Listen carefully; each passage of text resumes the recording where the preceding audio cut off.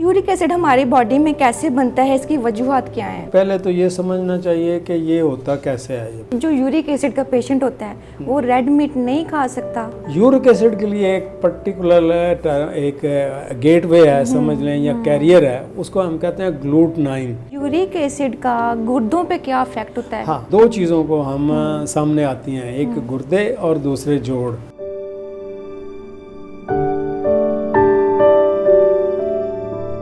बिस्मिल्लाहिर्रहमानिर्रहीम, अस्सलाम वालेकुम। Welcome to health affairs. नाज़रीन, जैसा कि आप जानते हैं कि हम हेल्थ अफेयर्स के हर एपिसोड में वो तमाम हेल्थ इश्यूज़, वो बीमारियां डिस्कस करते हैं और आपको वो बीमारियां होने की वजूहात बताते हैं। इसी तरह आज भी हमने यूरिक एसिड को डिस्कस करना है। हमारे साथ मेहमान शख्सियत डॉक्टर सईद अहमद कंसल्टेंट हैं, फैमिली फिजिशियन हैं। हर चौथे बंदे को यूरिक एसिड का मामला है। तो यूरिक एसिड हमारी बॉडी में कैसे बनता है, इसकी वजूहात क्या हैं? यूरिक एसिड एक तरह से ना, जिसको इंटरप्रेट करते हैं या सोचते हैं हम, वो है नहीं है बेसिकली। तो इसकी पहले तो ये समझना चाहिए कि ये होता कैसे है। ये पहले इसकी मिथ जो थी, लोग समझते थे कि ये वियर एंड टियर सेल्स की होती है और जिसकी वजह से ये प्रोड्यूस होता है प्यूरिन से। तो क्योंकि हमारे बॉडी के अंदर ट्रिलियंस के हिसाब से सेल हैं, अगर 30 ट्रिलियन सेल हैं तो 10 ट्रिलियन सेल जो हैं हमारे डेली वो टूटते फूटते हैं, उसकी जगह नए बनते हैं, सेल वाल बनती है और सारी चीज़ें बनती है। तो उसके अंदर मेजर चीज़ होती है माइटोकॉन्ड्रिया और न्यूक्लियस। तो न्यूक्लियस से जो केमिकल निकलता है, आप आम ज़बान में समझ लें, वो होता है प्यूरिन। तो प्यूरिन से कहते हैं कि यूरिक एसिड बनता है और इससे है। फिर उन्होंने सोचना शुरू कर दिया कि जितना लीन मांस है या जितनी भी रेड मीट है, इससे ये बनता है। इसको बदनाम कर दिया गया, अंडे की जर्दी को कर दिया गया कि इससे बनता है। तो अब जो बेशुमार रिसर्चेज ऐसी आई हैं अभी तक, उसमें ये चीज़ साबित हो गई है कि जो यूरिक एसिड है ये कुदरती तौर पे वियर एंड टियर से बनता तो है, सेल के डैमेज होने से या सेल जब टूटते हैं उनकी जगह नए बनते हैं, तो जो एंड प्रोडक्ट होती है उसमें से एक प्यूरिन होती है। प्यूरिन केमिकल जो होता है उससे ज़ैंथीन और ज़ैंथीन से आगे यूरिक एसिड बनता है। अब यूरिक एसिड जो है ये सिर्फ उसी से नहीं बनता, और यूरिक एसिड ज़रूरी भी होता है बॉडी के लिए, कि यूरिक एसिड के बगैर एक तरह से समझा जाए ना तो ये लाइफ नहीं है। बहुत सारी ख़राबियाँ हेल्थ की बनती हैं अगर इसका लेवल लो हो जाए।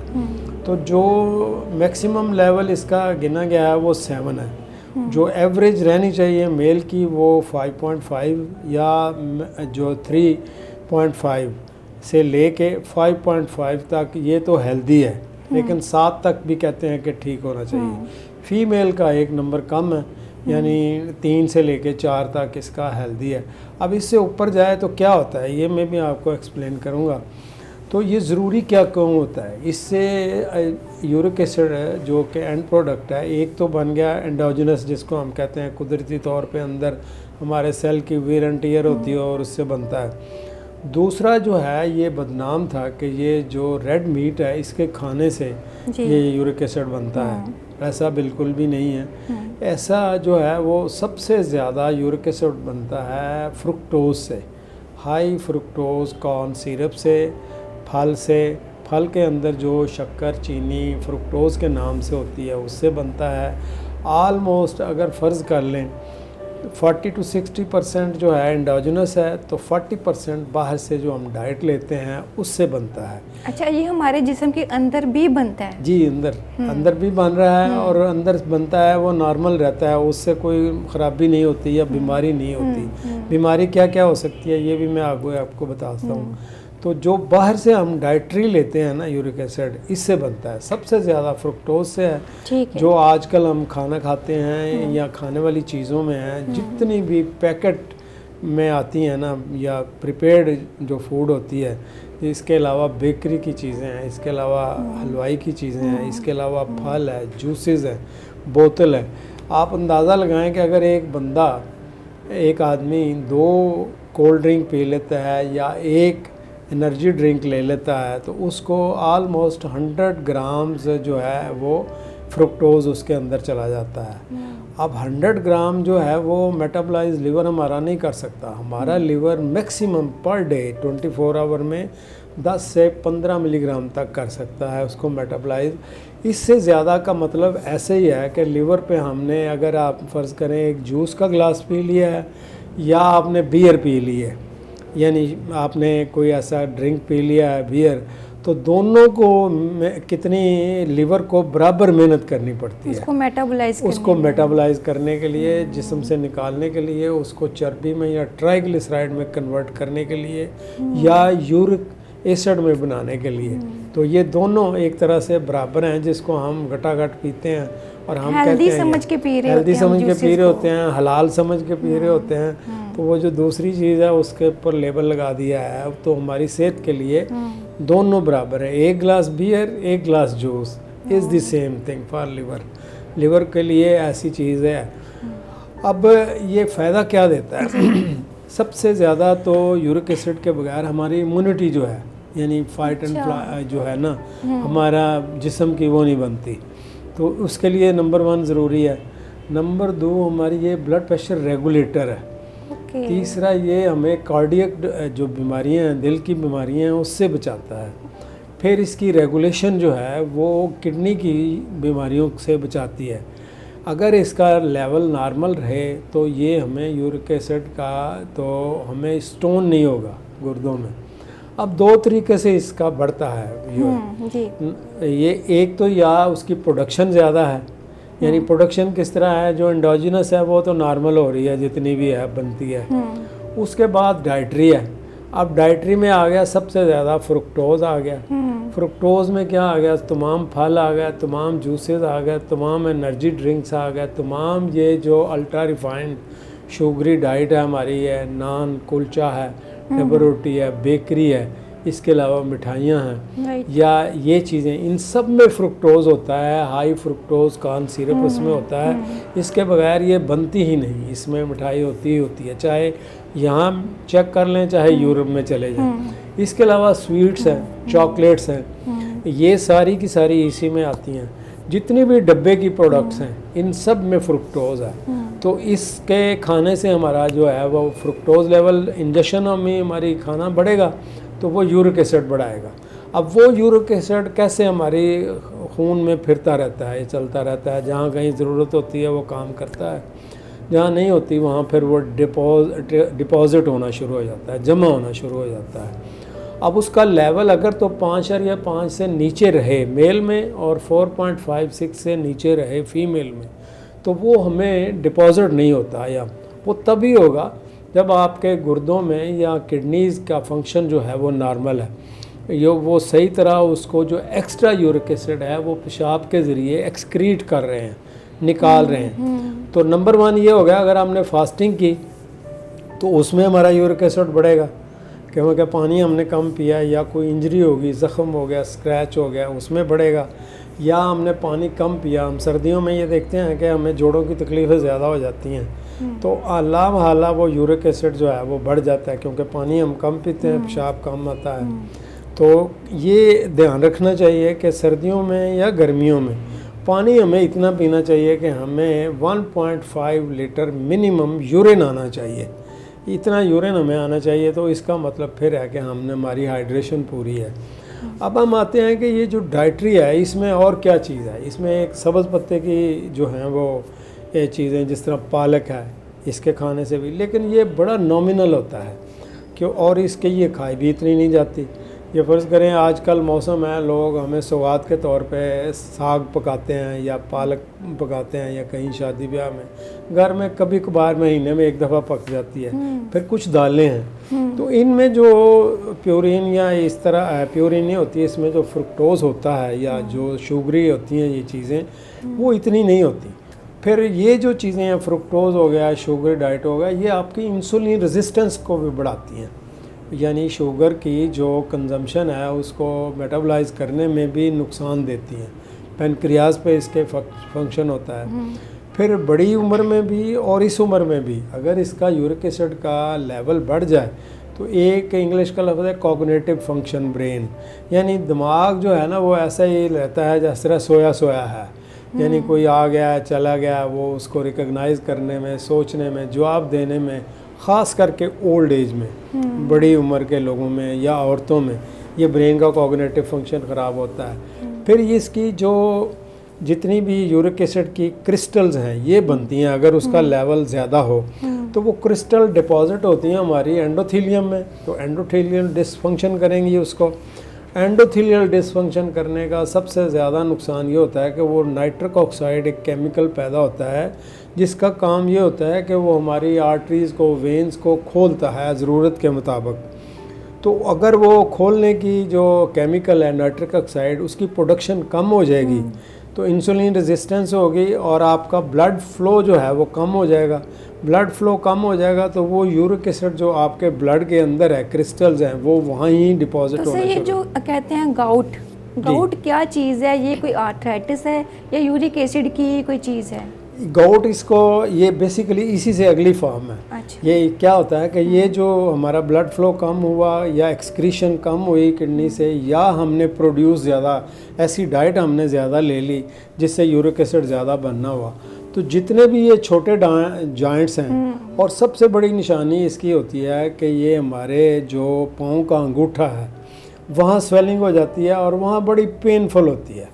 दो तरह की पेन होती है, एक तो यकदम सुईर होती है, तो उसका मतलब होता है कि 1-2 दिन पहले उसने बहुत सारा ऐसी डाइट ली है जिसमें यूरिक एसिड उसका बढ़ गया, और एक होता है परमानेंट, उसका जो है वो रहती है, जो परमानेंट रहती है, स्वेलिंग होती है, बड़ी दर्द होती है, तो उसमें फिर उसको जो है आम तौर पे डॉक्टर्स जो क्या करते हैं उसको कहते हैं जी रेड मीट बंद कर दो, दालें भी बंद कर दो, दूध भी बंद कर दो, ये कोई यहाँ तक इतना कुछ बंद कर देते हैं कि वो मरीज़ जाते जाते पूछता है सर मैं कुछ खा भी लूँ।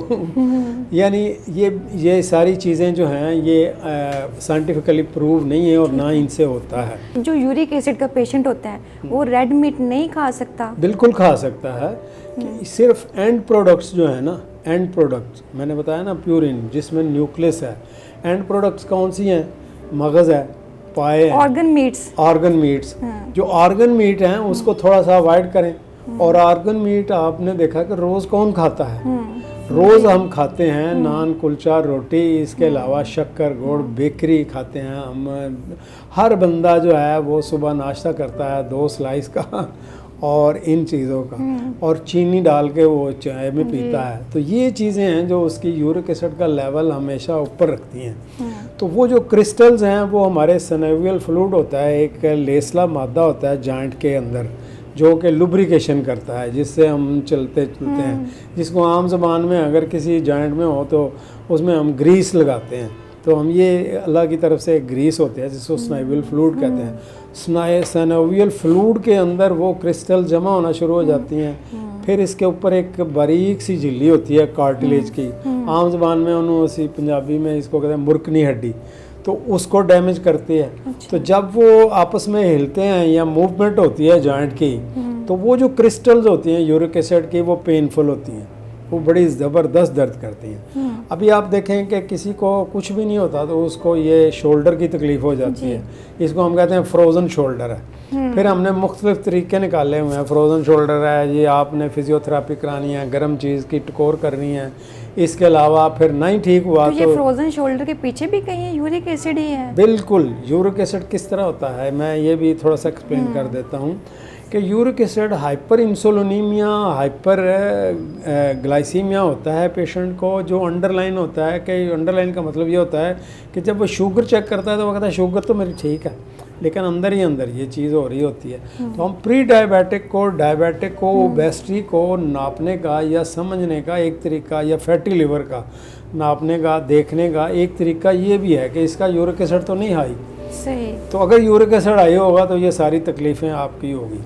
तो फ्रोज़न शोल्डर जो है वो भी इसी तरह की एक मिलती जुलती चीज़ है।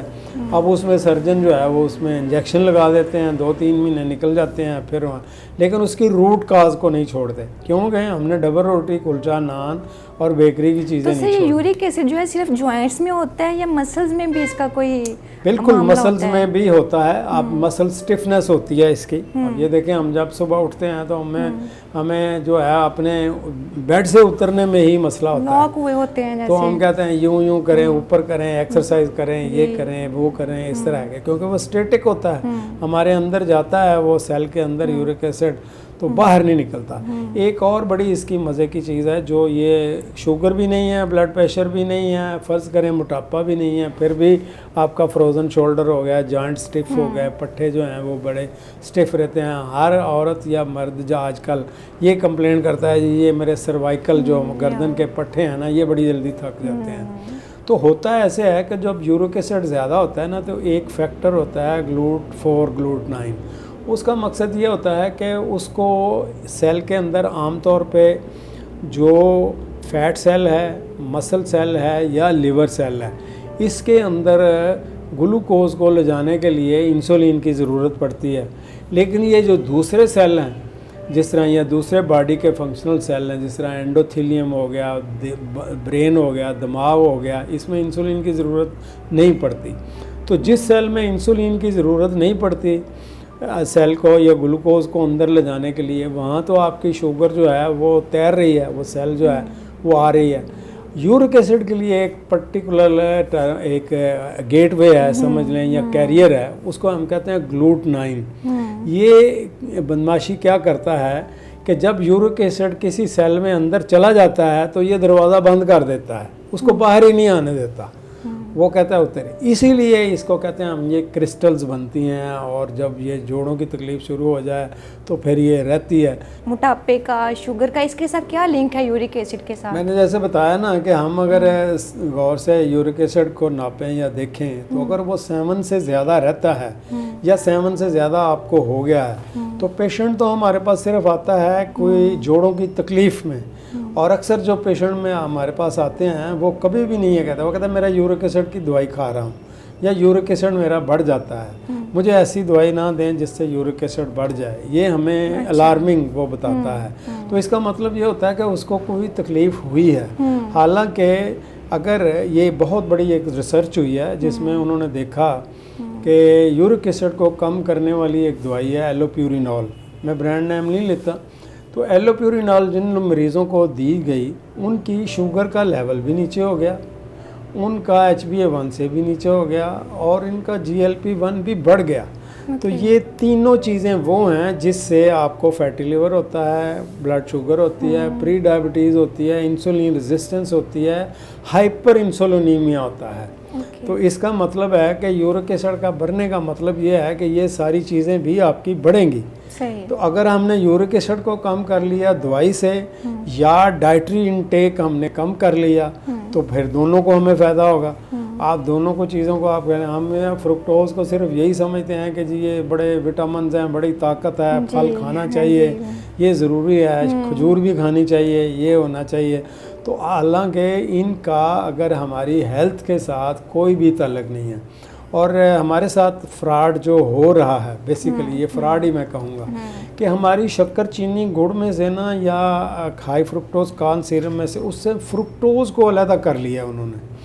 अब वो डालते हैं तो मीठा जो है 3 से 4 गुना ज़्यादा होता है और फ्रुक्टोज़ आम चीनी से 3 गुना कम कीमत में मिल जाता है। तो मीठा भी ज़्यादा हो गया, कीमत भी कम हुई, तो फिर वो बेकरी वाले, होटल वाले जो सारे यही इस्तेमाल करेंगे। उन्हें क्या ज़रूरत के वो फिर आप देखेंगे अगर आप कोई पेस्ट्री या केक खाते हैं ना तो उसकी जो स्वीटनेस या उसका मिठास जो होती है वो आम चीनी से डिफरेंट होती है। एग्जैक्टली ऐसे आप कभी भी तजर्बा कर लें आप, उसकी मिठास जो होती है वो हम उसको कहते हैं नशे वाली है। यानी आप बहुत परहेज़ करके भी 1 चम्मच या छोटा सा आप केक खा लें ना तो आपका फ़ौरन दिल करेगा दूसरा चम्मच भी ले लो। तो यूरिक एसिड का गुर्दों पे क्या इफेक्ट होता है? हाँ, 2 चीज़ों को हम सामने आती हैं, एक गुर्दे और दूसरे जोड़। ये इन पे हम समझते हैं कि इफेक्ट, हालांकि इतना नहीं है। मैं इसका ब्लड प्रेशर पे, दिल पे, दिमाग पे, पट्टों पे, जोड़ों पे, बाकी अज़ा पे भी उतना ही बैड इफेक्ट होता है। तो अपना यूरिक एसिड आपने 5.5 से ज़्यादा नहीं होने देना। 5.5 से ज़्यादा होगा तो वो आपको ग्लाइकेशन करेगा, वो सेल के अंदर चला जाएगा, बाहर नहीं निकलेगा। तो बाहर नहीं निकलेगा तो आपको ये तकलीफ़ रहेगी। गुर्दों पे इसकी एक्सक्रीशन यानी यूरिक एसिड जो अज़ाफ़ी बनता है उसको बाहर निकालने का वाहिद रास्ता यही होता है कि वो गुर्दों से पेशाब के ज़रिए निकले। तो इसलिए जो यूरिक एसिड अगर किसी बंदे का नापना है ना तो जो ऑथेंटिक या अच्छा तरीका है वो ये होता है कि 24 आवर का यूरिन उसका लें, उस 24 आवर के यूरिन में आप यूरिक एसिड चेक करें। ओके। तो वो यूरिक एसिड की जो रिज़ल्ट होगा वो सही होगा।